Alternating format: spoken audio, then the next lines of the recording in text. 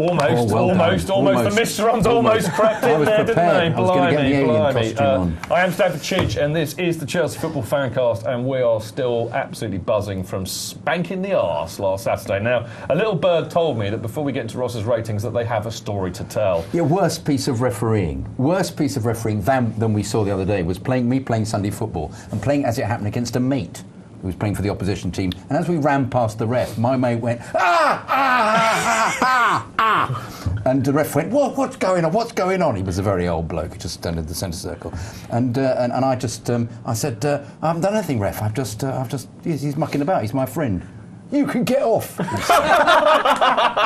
and my mate said, no, I was just mucking about. I was just pretending that he'd punch me because we're mates. And he went, you can get off too. Was it Chris Foy? It was a big Foy. Hey, mate, I know, actually, you forgot to tell me, because I know you want to share this with the audience, but you did actually audition for that new football video, No Rules Football. Have you seen that? Where a lot of very fat and out-of-shape people recreate the whole arse. Yeah, I tell you, if you haven't seen it, I mean, I'll try and put a link up to it later. But it's actually really funny, and I want to squash now any rumours that I was actually playing the role of Peter Cech. He was a bit tubby. That's all I'm saying. Now we got to get on.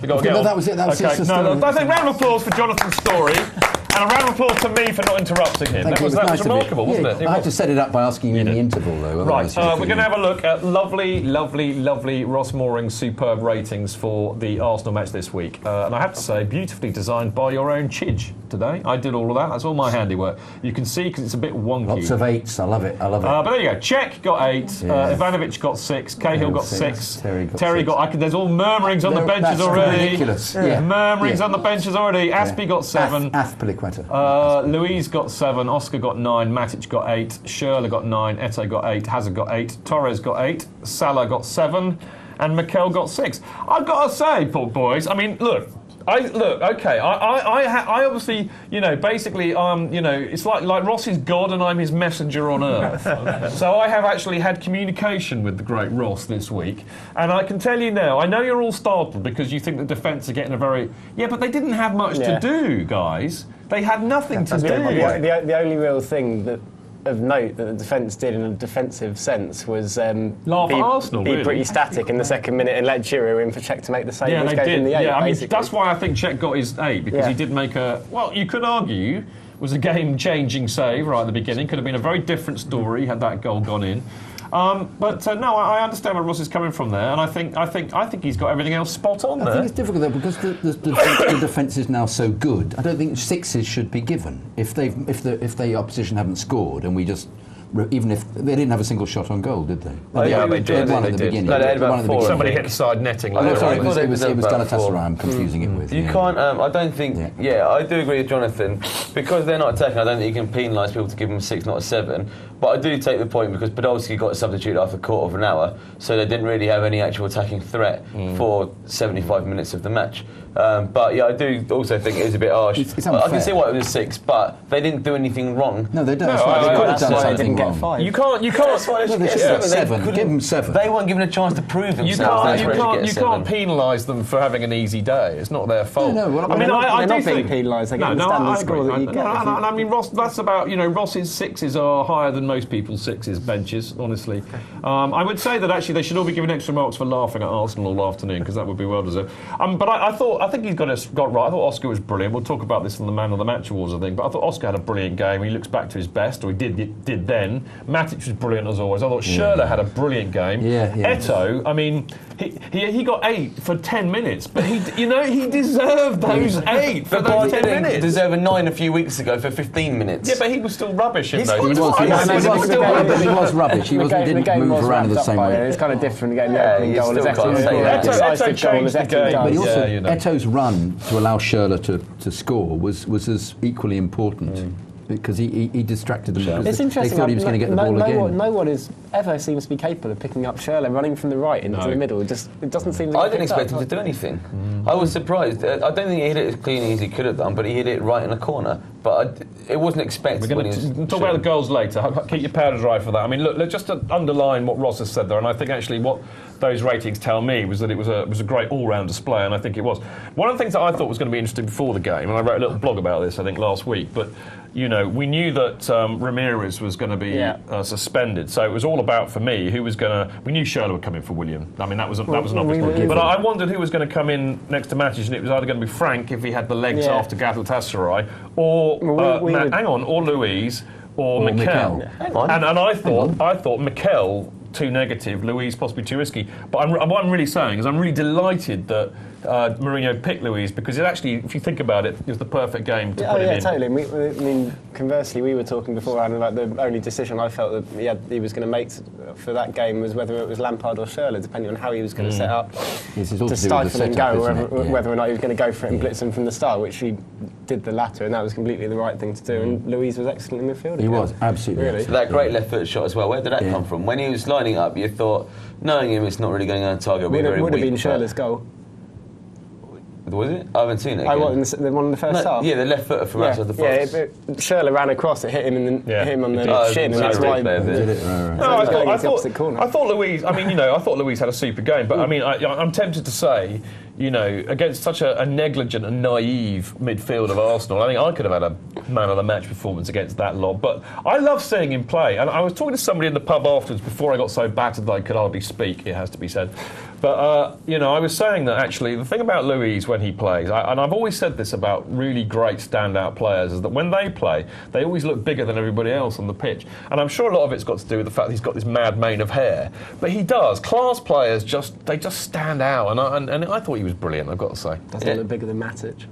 No, well, I mean, Matic is just a beast, and he was brilliant. Yeah, again, I mean, he was instrumental in about 3 of the goals, I think. Did they call him that in Benfica? They might have done, but not in English, probably in Portuguese. What's beast in Portuguese? Il Beto. Il Beto, is that for real? I've just made that up.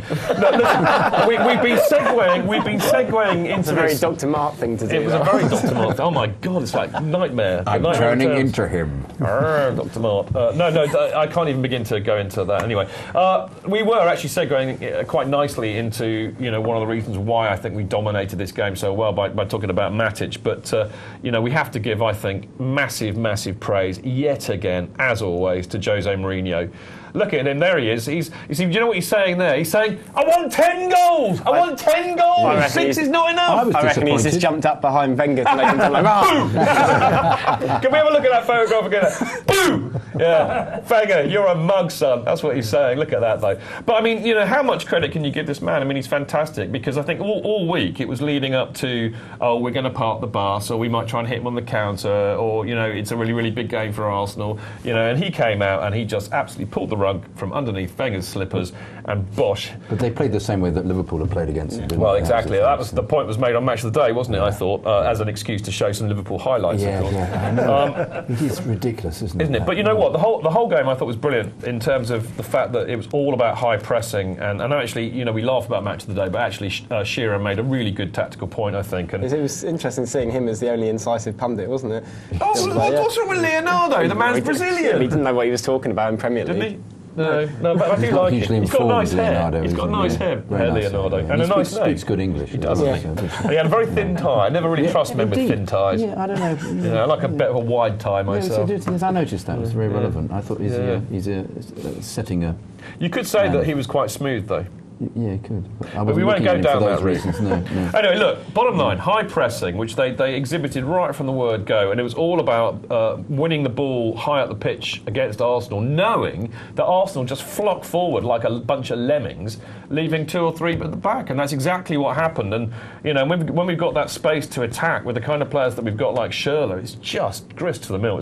I mean, here's the thing for you. How on earth can Arsene Wenger and Arsenal be so naive? How can they do? I mean, it staggers me. Well, I think my favourite thing was the fact they brought on Vermaelen after a quarter of an hour and still letting 3 more goals. Oh, well, yeah. I mean, to go defensive and still do that. And then made ridiculous. 2 more defensive subs at half time as well to try and doubt. But I mean, how can you be that naive? It's just beggars belief, mate. They don't have the team, they don't have the character, they don't have the experience, they don't have anything that keeps them together. They never They've got a manager who's playing his 1000th Premier League game. It's an ego thing as well for him. It's an ego thing for him. He's determined to play in the right way. He wants to show that he can go to teams and play the right way. And he never ever... Yeah, I know, he never ever sets the stall by his opposition. He's got one plan, which is that they play and they pass the ball around rather beautifully. It's as if he doesn't even look at who his opposition are. He just tells them all to go out and play exactly the same as they do every week. And they might score 2 or 3 against some Netherlands. We're getting a lot of nodding Good from the team, benches, and it's not because they're nodding off. I think they're actually agreeing. Are you agreeing with Pablo, or are you agreeing with Jonathan, or are you agreeing with both? Well, I was agreeing with Pablo, so it's likely they will be agreeing with me and Jonathan. Okay, why is that, Gaffer? What do you think, I mate? think also Wenger's quite arrogant, and he just wants to play the same way every game and pass, beat teams by passing. But Mourinho sussed him out. Yeah, I think you're right there, mate. I mean, Mourinho really has shown him up for the charlatan that he is, really.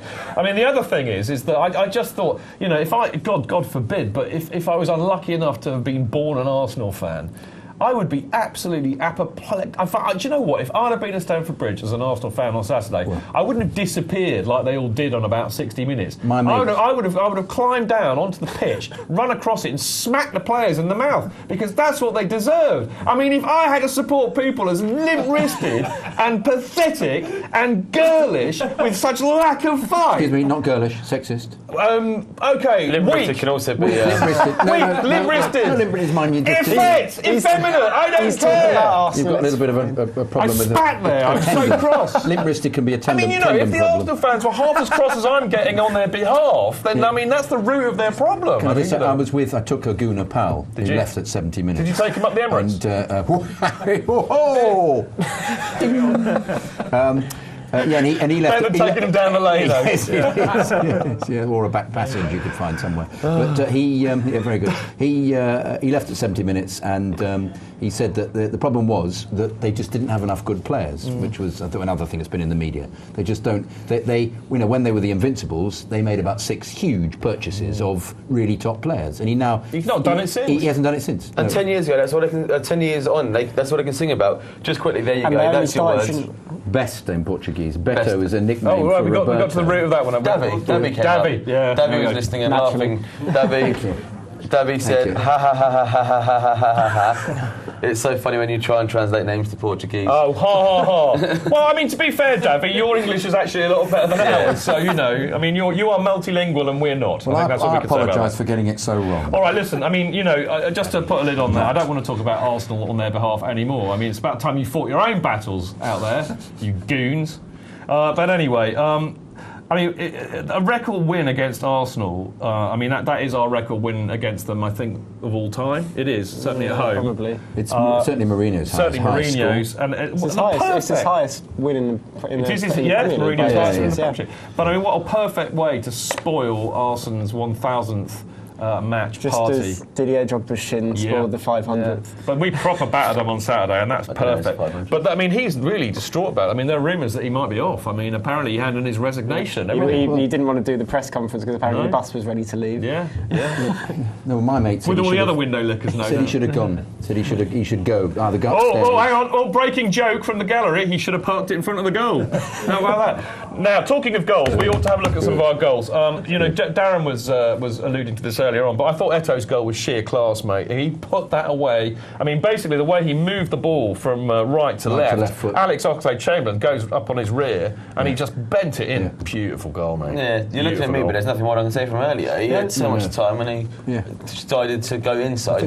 We've gone over this already, haven't we, this goal? We've all waxed we weren't supposed to, because I put it in the script here, not up at the front. All right, well, let's carry on doing it then. You read the script before the show. It was great. What did you like about it? I love the fact that he changed feet from his right to his left and scooped it right into the corner. Hang on, I just said that! Just in front of the Arsenal fans. And then he spent ages with his arms up like that. What about? And I said that he did himself an injury, a groin injury. Do you know what doing that? Wait, no, it's just a thing with a change before and he tried to ride over it. That's right, it was a hamstring injury. However much I love that goal, I know. however much I love that goal, I've got to say, I really love Oscar's fourth goal. That flick that Schürrle did to lay it off to Torres. Do you remember? I mean, it was just beautiful, and Torres did really well. He did well, it was excellent. But the way Oscar put that away, I tell you, that he has a lot of technique together. It was, because he flicked it up. I thought if he'd hit it normally, it would have hit the goalkeeper. And wasn't it nice to see we almost, I think me and Greg came up with a song, or was it Dan actually? Sills has come up with Mo Salah. He mugged off Steve Gerrard to play with Eden Hazard, Mo Salah. Good. Yeah. Was that the song? Yeah. Greg's Greg's seen it on a tweet, therefore it's official. But wasn't it lovely to see Mo Salah score his debut goal? And he looked so happy. Oh, they were also happy for him as well. They were also happy. Yeah, exactly. Yeah. There we go. It builds the confidence, doesn't it? That's what we need, That's right. That's why Lewis looks so big, because he put him next to Salah. That's probably true. And against the Arsenal players who are all midgets anyway. That's what he was perfect. Still several yards up the pitch, wondering what happened. I was so glad to see Mo Salah come on, actually. I just thought, again, brilliance of Jose. You bring the kid on. He is only young. And he looked confident. No pressure. For the first time, he actually looked confident. He looked like he could and that goal was brilliant. So there we go. So I thought we could spend a whole show talking about all 6 goals, but we're not going to, because we're going to finish off this part. We missed out talking about one of the goals, though. Shut up. I just said we're not going to talk about all of them. I'd like to talk about all of them. We are going to talk about something more important. I'd like to. We're going to talk about something more important. Why is it more important, I hear you ask? Why is it? Because Greg's made us a special table. All right, that's much more important. Exactly, because basically, I think that I was personally a bit shaky about this game. I thought maybe this might be a draw or it'd be tight. So I know, but we battered them. But here's the table as it stands now. Is that a special table Greg made, the Premier League table? Yeah, he did. I thought it was going to be a table. That's a very going to be we would have been carpentry. We would have gone to IKEA. The Chelsea thing in the middle. We would have gone to IKEA for that. We would have gone to IKEA. Can we have another look at it, Greg? Shush. I want to talk about Greg's table. Shut up. Right, Chelsea, obviously, we're leading. We've got played 31 games. We've got 69 points, and our goal difference is 39. Liverpool second, 30 games played. 0.65, goal difference 44. City in third, played 28, 0.63, goal difference 49, and the Arse, who I think you can probably write them off now, played 30, 0.62, goal difference 19. Now look how shocking their goal difference has become, and look how good ours has become as well. We are not massively behind City and Liverpool, but my point about this really is that I think really it's all about beating Liverpool at Anfield. Yeah. Really now, isn't it? I think we've absolutely got to. We've got to beat Liverpool at Anfield, and B, we need City to screw up 2 of their matches. They've got to lose one and draw another. City and Liverpool need to beat City, because I can't see for a second United or Arsenal holding. Well, I'd settle for a draw. Liverpool and City to draw. Everton to beat City. We've got to win every other game as well, though, really. Yeah. And so have they. I mean, the pressure's on for them. I'd like to see what happens in the last 3 or 4 games of the season when they possibly might win it. I think they might all fall apart. They'll bottle it. Pellegrini does. I've said it so many times. He doesn't know how to do it. Mourinho is the only manager that actually has the bottle to win the league this season. Yeah. The only manager. You would have thought Pellegrini, or San Pellegrini as we should call him, has got lots of bottle, really. Oh, clever. Oh! Very good. Hey, thank you, benches. They enjoyed that. I know you're po-faced, but they like that. They like that. That was for the future. It was fizzing. You just thought it was that's even as good as well. How long have we got, Greg? Okay, we've got ages left. So anyway, where were we before I ruined it with a bad joke? Read out a tweet? Yes, you can. I've got a tweet. This is from Joel Ray. It says, "Dear Twitter, when I die and some big Hollywood studio is doing my I can't speak. I'll start again. When I die and take two. Yeah, take 2. Dear Twitter, when I die and some big Hollywood studio is doing my biopic, I want Jonathan Kidd to be the narrator. That is all. Joel." You people out there who don't know who Joel is, I can confirm that Joel is in fact Jonathan's agent. No, he's not. He's not. That's Howard Vant. All right, you were saying something important. I don't know if it's important. I was just going to read out a few things because we haven't really heard what people have got to say. Right, well, let's go for it. So, the real Tony G, Grocer Jack, says that the Luis Matic combo is his favourite and would be his first choice. Rambo's a bigger red card risk. But hang on a minute though. He loves Ramirez. I would actually prefer to see Luis in there. I'm losing the plot with Ramirez. Yeah, completely agree. Absolutely agree. Gives the ball away. Giving the ball away all the time, and he's likely to foul. So you got time for another quickie, Darren? Then they hijacked things about the podding shed. Ken Bartway then said that it's no coincidence that our 2 stand-up performances have featured in the. Have featured those 2 in the pivot deep roles. Yeah, it's a very good point. I'm a big fan of Luis, as we know. Now, look, unfortunately, we have to go because we have to come back in a minute to do the fannies, and we will see you in about, I don't know, a few minutes. Go for it.